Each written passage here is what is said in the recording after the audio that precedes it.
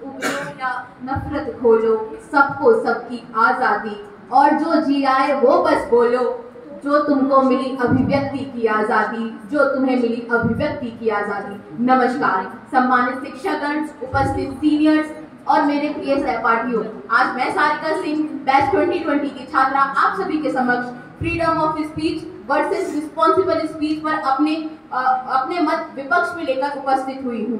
तो अनुच्छेद 19(1) कहता ने क्या खूब कहर बरपाया है, हर पाखंडी को इसका फिर लाभ अनंत उठाया है। देशद्रोह की बात करो या धर्म विरोधी बोली हो, चलन राजद्रोह करने का अप्रचलन में आया है, अप्रचलन में आया है। था ये कानून मन की उथल पुथल से मुक्ति का, और तुम कहते हो ये आजादी है अभिव्यक्ति की, ये आजादी है अभिव्यक्ति की। निष्पक्ष निर्णायक गण, आज अभिव्यक्ति की स्वतंत्रता की आड़ में नफरत के बीज बोए जा रहे हैं, साजिशें चल रही हैं। इस पर उचित समय पर अगर अंकुश न लगाया गया तो ये चिंगारी ज्वाला की भांति भड़केगी।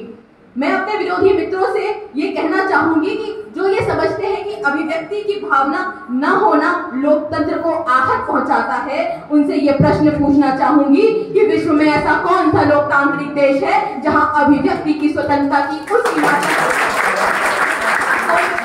विरोधी बातें करे और जाति के नाम पर विष बोले। देश विरोधी नारे लगाकर वो हीरो बन जाता है, पूरे देश में घूम घूम के वो लड़वाता है, और देश सुरक्षित करने वाला जो भोजन गुणवत्ता पर बोले तो फिर अपनी रोजी रोटी से भी वो हाथ धोले। सबके लिए कानून आवश्यकता है थोड़ी सख्ती की ओर, और तुम कहते हो ये आजादी है अभिव्यक्ति की, आजादी है अभिव्यक्ति की। तो क्या ऐसी स्वतंत्रता से लोगों की भावना आहत नहीं होगी? मेरे विरोधी मित्रों का सीना आहत नहीं होता जब कश्मीर में देश विरोधी नारे लगाए जाते हैं, उग्रवादियों के पक्ष में बोला जाता है, जब आतंकी बचाने को आधी रात न्यायालय खोला जाता है और अफजल के खातिर मानव अधिकार आगे आ जाता है, तब तुमको लगता है ये असली आजादी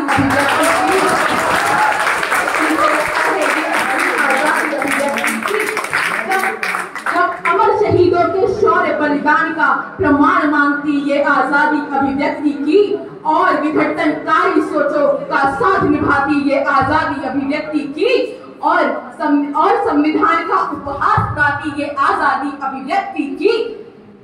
वाह रे आजादी अभिव्यक्ति की, वाह रे आजादी अभिव्यक्ति। 26 जनवरी 2018 का दिन याद करिए, जब उत्तर प्रदेश के कासगंज में तिरंगा यात्रा निकाली गई, जिसमें एक युवक की हत्या कर दी गई जिसका नाम चंदन गुप्ता था, और बाद में ऐसे बयान दिए गए कि ऐसे संवेदनशील इलाकों से तिरंगा यात्रा निकालना जरूरी था क्या? मैं अपने विरोधी मित्रों से पूछना चाहूंगी कि वो संवेदनशील इलाका कहाँ था? पाकिस्तान में था, अफगानिस्तान में था, ईरान में था, या इराक में था?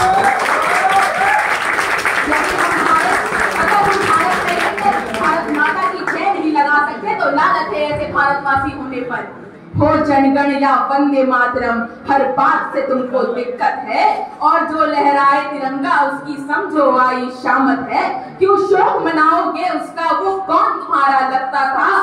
वह मुल्ला ना अख्ताल ना इशरत, वो तो चंदन गुप्ता था, वो जो चंदन गुप्ता था। है नीति दोगली क्योंकि सब बात यहाँ वो धन शक्ति की, और तुम कहते हो, हाँ तुम कहते हो ये आजादी है अभिव्यक्ति की, ये आजादी है अभिव्यक्ति की। संविधान में लिखा है अनुच्छेद 124(a) में, जिसमें बताया गया है कि देशद्रोह क्या है।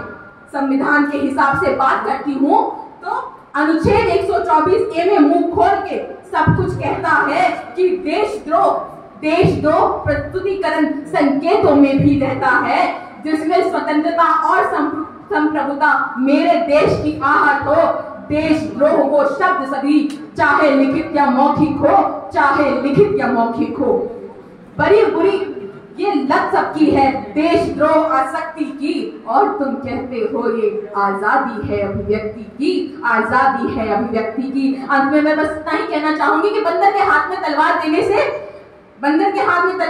से स्वयं की ही हानि होती है।